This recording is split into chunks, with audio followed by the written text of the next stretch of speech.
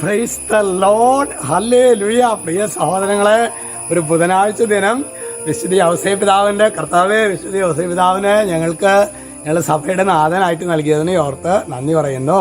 Hallelujah. പ്രത്യേകിച്ച് വിശുദ്ധ ഔസേപ്പ് പിതാവിന്റെ മധ്യസ്ഥതയിലൊക്കെ ഞാൻ ഓർക്കുന്നുണ്ട് സഹോദരങ്ങൾ. അനേകം പേര് വയസ്സായച്ച 100 വയസ്സ്, 95 വയസ്സ്, 100 വയസ്സൊക്കെ ആയി, ബെഡ് സോറൊക്കെ ആയി, അമ്മ കിടക്കുന്നത് ആ കാഴ്ച കാണാൻ പറ്റണില്ല അച്ഛാ എന്നൊക്കെ പറയുമ്പോൾ ഞാൻ പറയാറുണ്ട്, സാധാരണ വിശുദ്ധ ഔസേപ്പ് പിതാവിൻ്റെ ദേവാലയത്തിൽ നന്മരണത്തിൻ മധ്യസ്ഥനാണ് വിശുദ്ധ ഔസേപ്പ് പിതാവ്. ഔസേപ്പ് പിതാവിൻ്റെ മധ്യസ്ഥതയിൽ നമ്മുടെ പ്രിയപ്പെട്ട, പ്രത്യേകിച്ച് അതുപോലെ രോഗാവസ്ഥയിൽ ദുരിതം അനുഭവിച്ച് മരിച്ചു പോകുന്നില്ലല്ലോ എന്നൊക്കെ ചിന്തിക്കുന്ന മക്കൾ ശരിക്കും അവരും ഔസേപ്പ് പിതാവിൻ്റെ മധ്യസ്ഥതയിൽ പ്രാർത്ഥിക്കുമ്പോൾ അവർക്ക് നന്മരണം കർത്താവ് നൽകുന്നതായിട്ട് കുദാശകളൊക്കെ സ്വീകരിച്ച് അവരെ തമ്പുരാൻ്റെ സന്നിധിയിലേക്ക് എടുക്കുന്നതായിട്ട് കണ്ടിട്ടുണ്ട്. അപ്പോൾ നമുക്ക് പ്രത്യേകമായിട്ട് ഔസേപ്പ് പിതാവിൻ്റെ കൂട്ടായ്മയിലുള്ള പ്രാർത്ഥന വളരെ പ്രധാനപ്പെട്ടതാണ്. അതുപോലെ നമ്മുടെ തന്നെ മരണം കർത്താവ് നല്ല മരണമാക്കി, അതിങ്ങനെ വിചാരിക്കരുത് അത് അറ്റാക്ക് വന്ന് മരിക്കുന്നതും അല്ലെങ്കിൽ പെട്ടെന്ന് നമ്മൾ അറിയാതെ അവിടെ മരിച്ചു പോകില്ല, അതല്ല മരണം എന്ന് പറയുന്നത്. കുദാശകളൊക്കെ സ്വീകരിച്ച് സ്വർഗത്തിലേക്ക് മരിച്ചു കഴിഞ്ഞ് നേരെ സ്വർഗത്തിലേക്ക് പോകത്തക്ക വിധത്തിൽ ഒരു മരണം, അതാണ് നന്മരണം എന്ന് പറയുന്നത്. അത്തരത്തിലുള്ളൊരു മരണത്തിന് വേണ്ടി നമുക്ക് പ്രാർത്ഥിക്കാം കേട്ടോ, അതിനു വേണ്ടി നമുക്ക് ആഗ്രഹിക്കാം. ഹല്ലേലൂയ.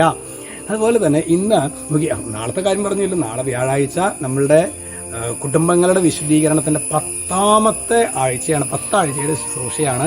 ഇന്ന് നിങ്ങൾ സാധിക്കുന്നവരൊക്കെ പറയണം, എല്ലാവരെയും കൂട്ടിക്കൊണ്ട് വരണം നാളത്തെ ശുശ്രൂഷയിലേക്ക്. അതൊരു ഒരു ഫയറായിട്ടുള്ള, ഒരു തീ ആയിട്ടുള്ളൊരു ശുശ്രൂഷയായിട്ട് കർത്താവ് രൂപാന്തരപ്പെടുത്തും. നമ്മൾ ശരിക്കും എല്ലാവരും നമ്മുടെ പ്രിയപ്പെട്ടവരോടൊക്കെ പറഞ്ഞ് എല്ലാവരെയും കൂട്ടിക്കൊണ്ട് 9 മണിയോടുകൂടി വരണം. കൃത്യം 9:10 നമ്മുടെ ശുശ്രൂഷകൾ. ഒരു ശുശ്രൂഷയിൽ ആദ്യാവസാനം പ്രാർത്ഥിക്കുന്നതാണ് യഥാർത്ഥ അനോയിന്റിങ്. അപ്പോൾ നേരത്തെ കൂട്ടി പിള്ളേരൊക്കെ സ്കൂളിൽ നേരത്തെ വിടുക, നേരത്തെ കൂട്ടി വന്ന് ശുശ്രൂഷയിൽ മുഴുവൻ പങ്കെടുക്കണം കേട്ടോ. ഇന്ന് നമ്മൾ ധ്യാനിക്കുന്നത് അത് ലൂക്കായുടെ സുവിശേഷം 12:12 വചനം പറയാണ്, എന്താണ് പറയേണ്ടതെന്ന് ആ സമയത്ത് പരിശുദ്ധാത്മാവ് നിങ്ങളെ പഠിപ്പിക്കും. ഇത് യേശുവിനെ സാക്ഷ്യം നൽകുന്ന അവസരത്തിൽ നിങ്ങൾ ശിഷ്യന്മാർക്ക് നൽകുന്ന ഉപദേശമാണ്. നിങ്ങൾ പേടിക്കൊന്നും വേണ്ട, നിങ്ങൾക്ക് പറയേണ്ടത് പരിശുദ്ധാത്മാവ് നിങ്ങളെ പഠിപ്പിക്കും. അത് ചില സമയത്ത് പ്രിയ സഹോദരങ്ങൾ നമ്മൾ ദുർബലരായിരിക്കും. ഞാനിപ്പോൾ ഓർക്കുന്നുണ്ട്, ഒരു വ്യക്തി ഒരു കേസിൽ പ്രതിയായി. അതൊരു തെറ്റായ ആരോപണവുമായിട്ട് ബന്ധപ്പെടുത്തിയിട്ടാണ് കോടതിയിൽ ഫേസ് ചെയ്യണം, ജഡ്ജിന്റെ മുമ്പിൽ നിൽക്കണം. ഈ വ്യക്തി എന്നോട് പറയുന്ന ഓർക്കണം, എൻ്റെ അച്ഛാ എനിക്ക് കോടതി പറയുമ്പോഴേക്കും പേടിയാണ്, എനിക്ക് എന്തെന്നില്ല, എനിക്ക് ആകെ പ്രയോഗിക്കും. ഞാൻ പറഞ്ഞു, സഹോദരനെ ശരിക്കും ഈ വചനം നമുക്ക് ബൈബിളിൽ എല്ലാ അവസ്ഥകൾക്കും നമ്മൾ ധൈര്യപ്പെടുന്ന ചില വചനങ്ങൾ. ഞാൻ ഈ വചനം പറയാൻ പറഞ്ഞു, എന്താണ് പറയുന്നത്, ആ സമയത്ത് പരിശുദ്ധാത്മാവ് നിങ്ങളെ പഠിപ്പിക്കും. അങ്ങനെ ആ കേസിനൊക്കെ പോയി. പക്ഷെ അവർ പറയായിരുന്നു, എൻ്റെ അച്ഛാ എനിക്ക് ശരിക്കും ഞാൻ ബോധം കെട്ട് വീഴുമെന്ന് പോലും എനിക്ക് പേടിയുണ്ടായിരുന്നു. പക്ഷേ ഈ വചനം ലൂക്ക 12:12 എന്താണ് പറയേണ്ടത്, പരിശുദ്ധാത്മാവ് നിങ്ങളെ പഠിപ്പിക്കും. അപ്പോൾ കുടുംബക്കാർ പറയായിരുന്നു, നീയല്ലേ പറഞ്ഞ ഭയങ്കര പേടിയാസം, നീയൊക്കെ എന്ത് ഭംഗിയായിട്ട് ജഡ്ജിയുടെ ചോദ്യങ്ങൾക്കും എതിർഭാഗം വക്കീലിൻ്റെ ചോദ്യങ്ങൾക്കൊക്കെ എത്ര ഭംഗിയായിട്ടാണ് നീ ആൻസർ ചെയ്തതെന്ന് ഒരു വീട്ടുകാർ തന്നെ പറഞ്ഞു എന്ന് ഈ വ്യക്തി എന്നോട് സൂചിപ്പിക്കുകയുണ്ടായി. ഹല്ലേലൂയ.